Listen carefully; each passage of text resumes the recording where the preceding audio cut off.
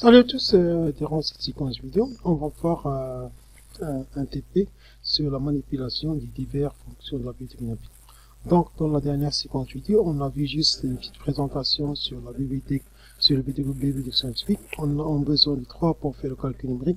On a besoin de 3 bibliothèques. La bibliothèque NumPy, c'est une bibliothèque qui permettant de création et la manipulation des vecteurs et des vecteurs de matrices. La deuxième bibliothèque qu'on appelle la bibliothèque CP qui s'appelle sur la bibliothèque NumPy implémente de nombreuses fonctions de calcul numérique, des colorisations d'équations, le calcul intégral, l'intégration des équations différentielles. Et la troisième bibliothèque qu'on appelle la bibliothèque mathématique qui permettant de tracer des courbes en 2D ou bien en 3D. Mais avant de commencer, il faut tout simplement importer ces bibliothèques. Donc on va commencer par démarrer le shell ou bien ETL Python. Donc on commence par importer le bibliothèque NumPy, import NumPy as BP. On va faire aussi l'importation de la deuxième bibliothèque qu'on va utiliser dans ce TP, c'est la bibliothèque mathématique qui est permettant de faire de tracer la courbe des fonctions. Import matplotlib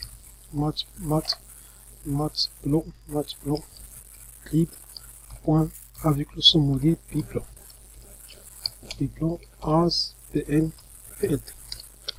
Donc il y a une erreur syntaxique, matplotlib avec un seul p, et voilà, la bibliothèque est importée. Donc on commence par la première fonction qu'on appelle la fonction array. C'est une fonction de base qui permettant de convertir une liste au format d'un vecteur pour appliquer des opérations matricielles. Donc on commence par définir une liste V qui comporte par exemple les valeurs suivantes 1, 2, 3, 4 et la valeur 5. On va essayer par exemple de vérifier le type de L. Donc L représenté par liste. Donc maintenant on va faire la conversion de cette liste en tableau NumPy avec la fonction mp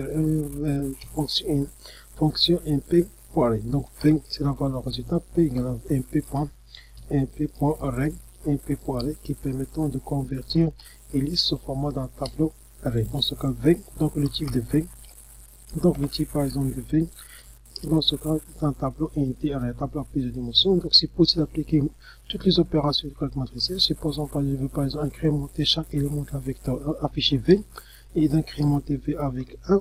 Donc, au lieu par exemple de faire la conquête, par exemple de faire ajouter un seul valeur à chaque élément, à chaque terme d'un vecteur V, pas de problème parce que si on utilise, il y a un problème, par exemple un problème de la compatibilité. C'est impossible d'ajouter une liste avec une valeur numérique. Il faut faire la compatibilité.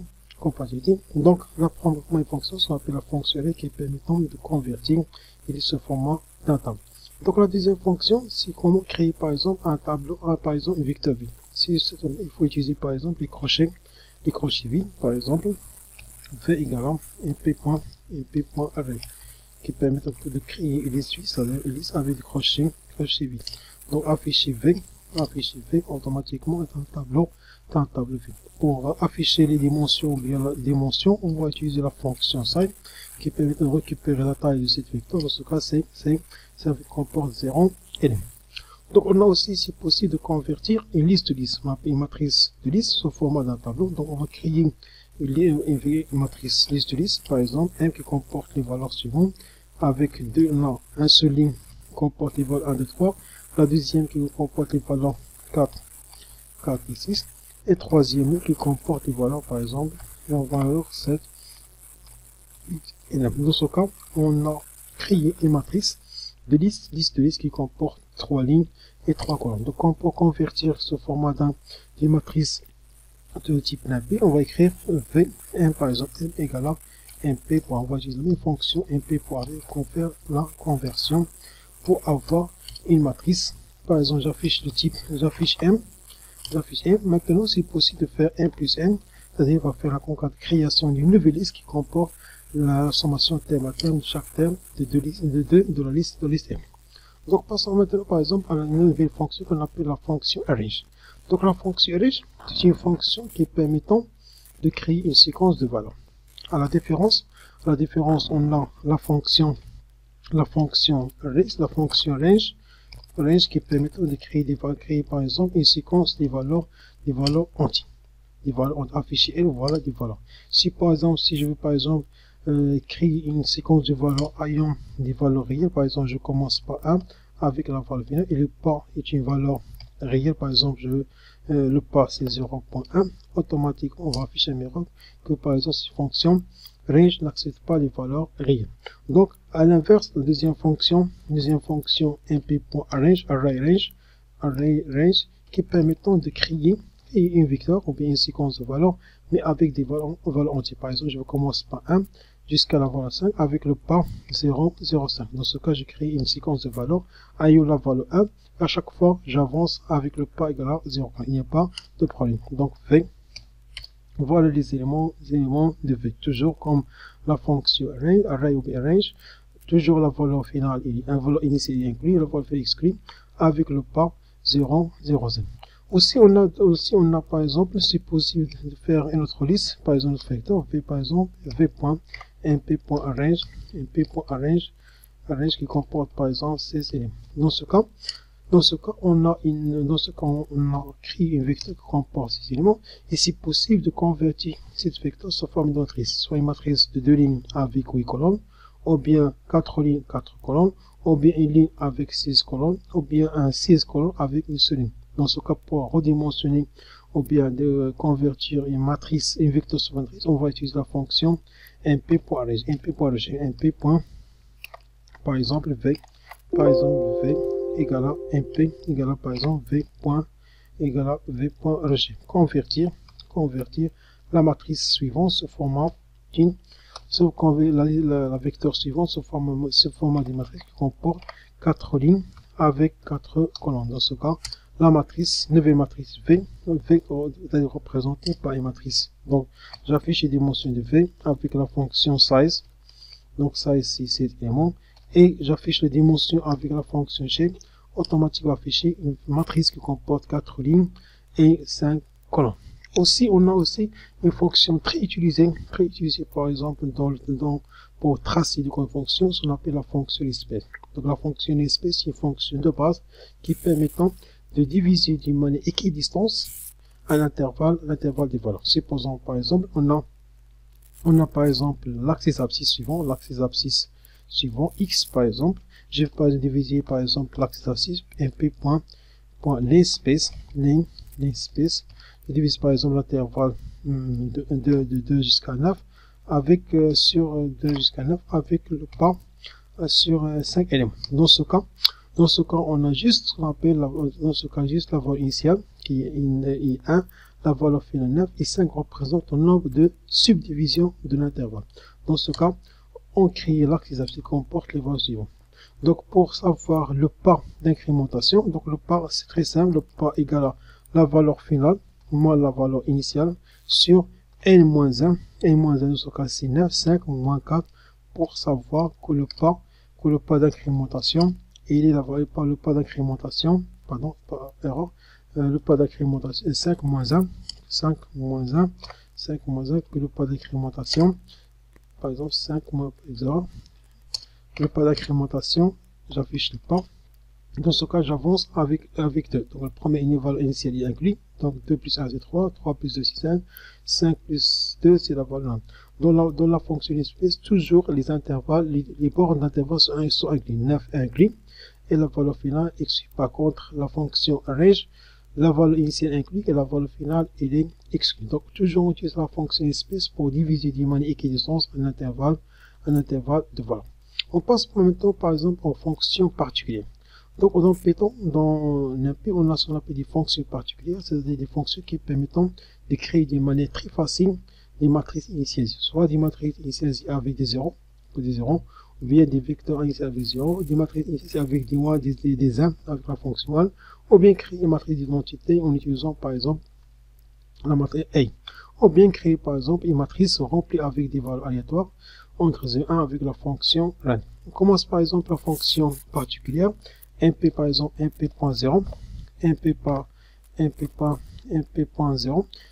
mp.0, par exemple 5. Dans ce cas, je demande appétant de créer un vecteur qui comporte 5 ions. Ou bien, si je veux pas créer un vecteur, il faut utiliser par exemple un couple sur un type de valeur qui comporte par exemple 5. Dans ce cas, je demande à Python appétant de créer un vecteur qui comporte une matrice qui comporte 5 lignes et 5 colonnes ici avec 0. Donc, si je veux par exemple créer une matrice initialisée avec 1, on va utiliser la fonction 1 avec S. Donc, un seul paramètre permettant de créer un vecteur avec deux paramètres np.once, par exemple 5 permettant de créer un vecteur initialisé avec des comporte 5 avec 5 colonnes.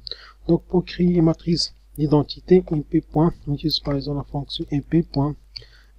Par exemple, np.1 par exemple 8. Dans ce cas, j'ai créé une matrice d'identité avec 8 x 8 matrice carrée, 8 x 8, mais dans le diagonal ayant la valeur 1. Automatiquement, le diagonal comporte la valeur 1. Aussi, on a la fonction, des fonctions pour générer des valeurs aléatoires qui sont inclus dans le module NP, ce qu'on appelle le module random. Donc, par exemple, np.random,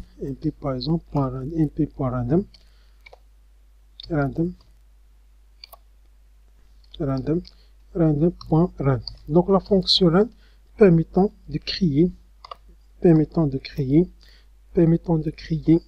vecteur qui comporte des valeurs initialisées, une valeur générer des valeurs numériques, une valeur numérique réelle entre 0 et 1 d'une manière aléatoire. Donc, pour moi, par exemple, décaler la vie, je peux supposer de multiplier par 10, par 100, pour avoir des valeurs, ayant des valeurs à la partie entière.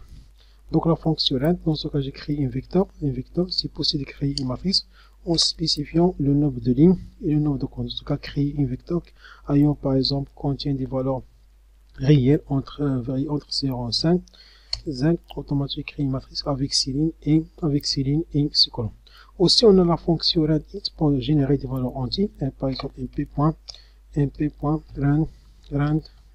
par exemple, np, par exemple, je commence par random.rand int. Dans ce cas, par exemple, il faut spécifier les valeurs d'intervalle, par exemple, générer une valeur entre 5 et 10, et avec générer un vecteur qui comporte 5 valeurs, mais ces valeurs sont générées entre 1 et 10. Si je veux par exemple créer une matrice, il faut utiliser le couple de valeurs. Le couple de valeurs, par exemple, 5 fois 1. Dans ce cas, je demande à Python, par exemple, à un NP de créer une vecteur, créer une matrice qui comporte 5 fois 5, mais ayant des valeurs entre 1 et 10. Et voilà notre matrice. Maintenant, supposons comme liste, il est possible d'accéder aux éléments d'une matrice en utilisant par exemple des listes. Une matrice, utilisant par exemple ce qu'on appelle des indices. Par exemple, je commence à créer un vecteur V égale avec des valeurs aléatoires, random, np par exemple, .random, rand int. Créer un vecteur complet avec des valeurs entre 1 et 10 avec 5 éléments. Dans ce cas, je demande de créer un vecteur qui contient des valeurs aléatoires entre 1 et 5. Donc, lorsqu'on a un vecteur, c'est possible d'appliquer ce qu'on appelle l'accès aux éléments. Soit l'accès, par exemple, v-1, v de 0, on va renvoyer le l'indice 0, ou v, par exemple, de -1, on va renvoyer le dernier élément. Le dernier élément.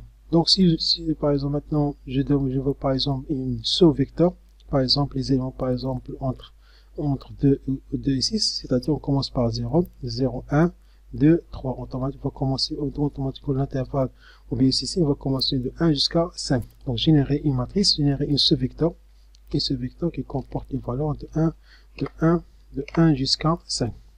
Dans ce cas, la valeur 1 est inclue et la valeur 5 est exclue, c'est-à-dire, j'ai renvoyé la valeur de l'indice 1, l'indice 2 et l'indice 3. Autant, pardon, là, c'est 3.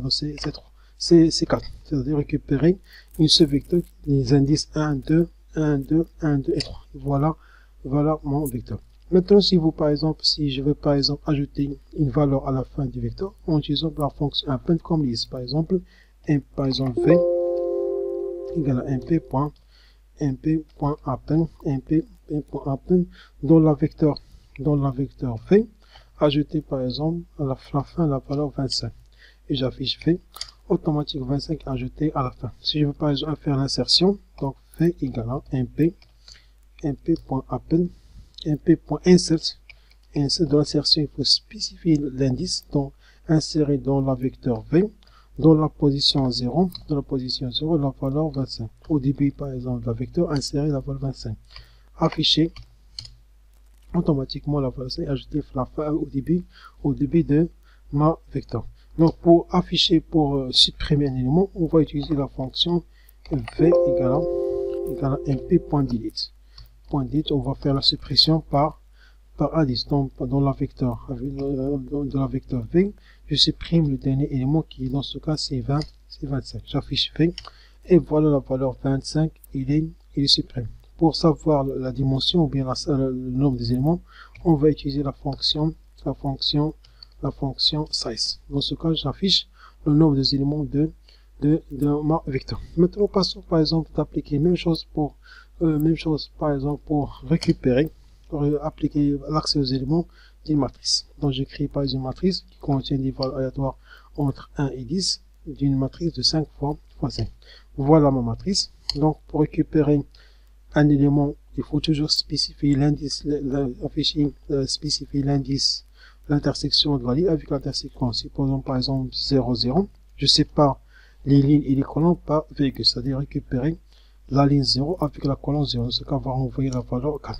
Ou bien M2 par exemple de moins 1, récupérer l'intersection de la dernière ligne avec la dernière colonne. On va afficher la valeur 6, voilà la valeur 6. Pour récupérer un seul ligne, récupérer le spécifié par exemple, récupérer la ligne entière, j'écris juste les lignes, juste l'indice des lignes. Donc, ce qu'on va récupérer la dernière. Si je veux par exemple récupérer la dernière colonne, j'écris 2 points pour les lignes, ça veut dire récupérer toutes les lignes, mais pour les colonnes, je récupère la dernière colonne ayant l'indice moins 1. Dans ce cas, il m'affiche 9, 5, 3, 9 et la valeur 6. Donc, pour récupérer une matrice, par exemple, la matrice suivante 7, 7, 8, 7, 3, 9, on va voir comme ça. Donc, on va écrire 7. On va par exemple, on a la ligne 1 et la ligne 2. Automatiquement, c'est à partir de la ligne 1 jusqu'à la ligne 3. C'est-à-dire 3 il est exclu. Pour les colonnes, on commence par la colonne numéro 1. La colonne numéro 1, on tombe 1, 2, 3. C'est-à-dire 1, 4. À partir de l'indice 4, de l'indice 1, la colonne d'indice 1 jusqu'à la colonne d'indice 3. Je récupère une matrice qui contient les deux lignes 7, 7, 8 et 7, 3 et 7, 3 et 7, 3, 9.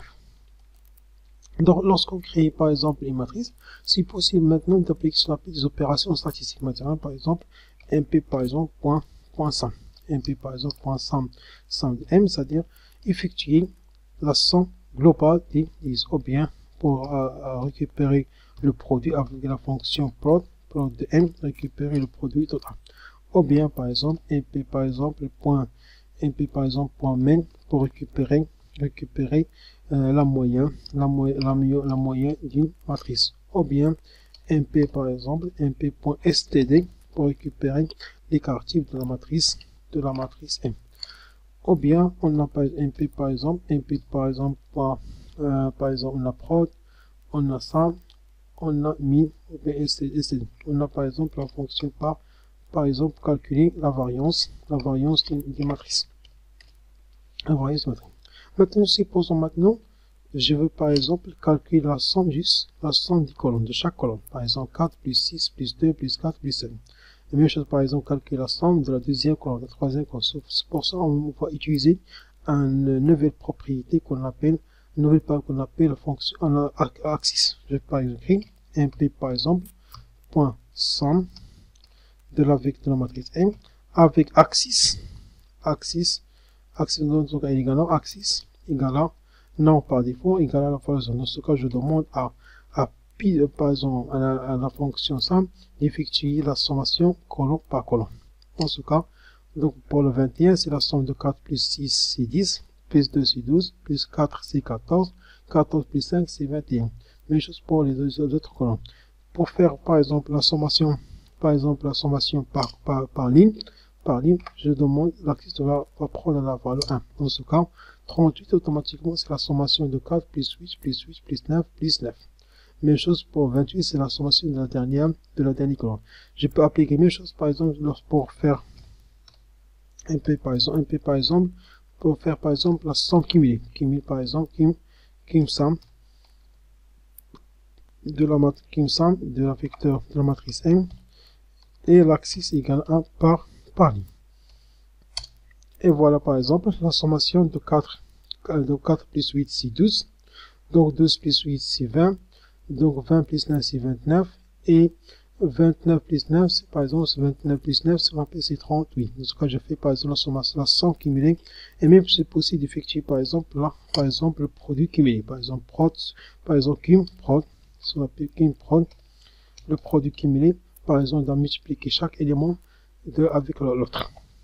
On va faire ce qu'on appelle la cumul de produits sous format de la colonne. De colonne. On a aussi par exemple d'autres fonctions. On a vu pas d'autres fonctions matricielles. Maintenant, supposons maintenant, je vais par exemple tracer par exemple la courbe d'une fonction. Donc pour tracer la courbe d'une fonction, par exemple, supposons on a par exemple la fonction, on a par exemple la fonction f de x égale par exemple sin par exemple sin x. Et je vais tracer cette fonction sur l'intervalle moins p sur p. J'ai par exemple, on a deux fonctions, fonction ci, la fonction cos qu'on veut tracer sur l'intervalle p et p. Dans ce cas, premièrement, on va définir l'axe des abscisses. Avant de faire, il faut importer la vérité. Import matplotlib.python as p est un raccourci, on veut un alias p. Donc je demande de tracer la courbe sur l'intervalle moins p et p. Donc j'écris par x, l'axe des abscisses à x égale à. Dans ce cas, j'utilise la fonction linspace pour diviser l'intervalle moins p sur p en 100 points. Par exemple, mp.linspace. Donc p est une constante mathématique. Toutes les fonctions mathématiques ayant son analogue dans la bibliothèque mathématique. Donc je commence par moins mp.p pour récupérer la constante négative de moins p. La constante positive mp.p. Et je divise l'intervalle sur 100 points d'une manière équidistante. Dans ce cas, on a défini l'axe des abscisses. Maintenant, je fais par exemple la fonction, par exemple, j'applique la fonction sinus sur cet axe, par exemple fn, par exemple fn, par exemple sin, fn égale à sin, et je fais égale à sin, et j'utilise la fonction mp par exemple mp.sin de ax. Même chose, par exemple, je veux pas tracer sur la même figure la courbe de la fonction ci, la fonction cos. Donc, par exemple, fonction cos f, par exemple f cos, fn cos égale à mp.cos de ax. A eu le même axe des abscisses. Maintenant, après avoir défini l'axe des abscisses, on utilise par exemple la fonction plt.plan,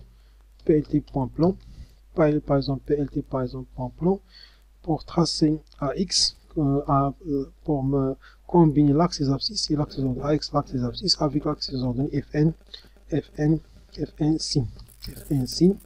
Et j'affiche une légende, par exemple label, un label égale à fonction par fn sin x. Une légende pour spécifier c'est la courbe de la fonction sin. Même chose par exemple pour la deuxième, je fais copier-coller, f par exemple, f par x, fn cos, avec la bfn par exemple, afficher la fonction cos. C'est possible d'ajouter par exemple la couleur, par exemple, c'est ce qu'on appelle sillon, et pour la couleur c'est sillon. Et j'affiche par exemple une grille en arrière-plan, plt par exemple, plt.grid, pour afficher la grille. Grid égale à true. Et pour afficher la légende, on utilise la fonction .legend. Pour afficher la légende de chaque courbe, legend, par exemple, legend, afficher la légende de chaque fonction. Et c'est possible d'afficher, par exemple, de donner un nom à l'axe abscisse, par exemple, plt.xlabel, xlabel. Par exemple, j'affiche un message, par exemple, axe. Là, par exemple, l'axe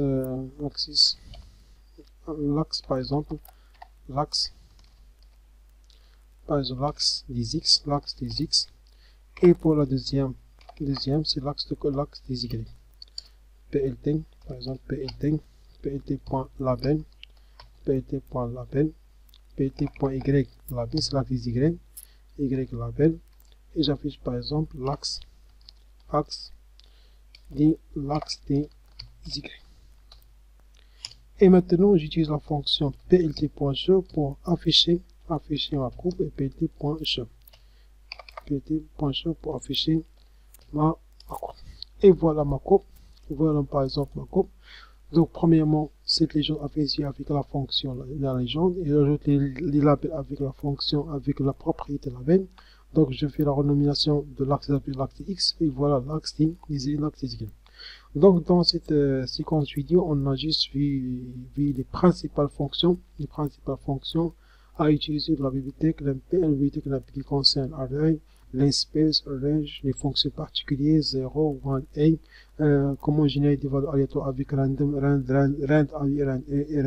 par exemple, in, comment tracer, comment accéder aux éléments d'un vecteur ou bien une matrice, comment effectuer par exemple des calculs statistiques comme par exemple les cartes type, la variance, le produit, le somme cumulé, le produit cumulé, comment tracer la courbe d'une fonction. On utilise la fonction plot avec les propriétés x label, y label, la couleur, ainsi de suite. Donc, dans la séquence vidéo prochaine, Inch'Allah, on va voir la résolution d'un système d'équation linéaire avec la fonction solve. C'est-à-dire, on va utiliser la résolution d'un système d'équation linéaire de la forme x, y, p, où A représente une matrice, V représente vecteur recherché, et X la valeur, les valeurs recherchées, le vecteur recherché, et P représente la vecteur, et on représente un vecteur.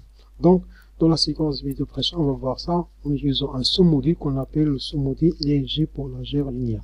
Et merci de votre attention.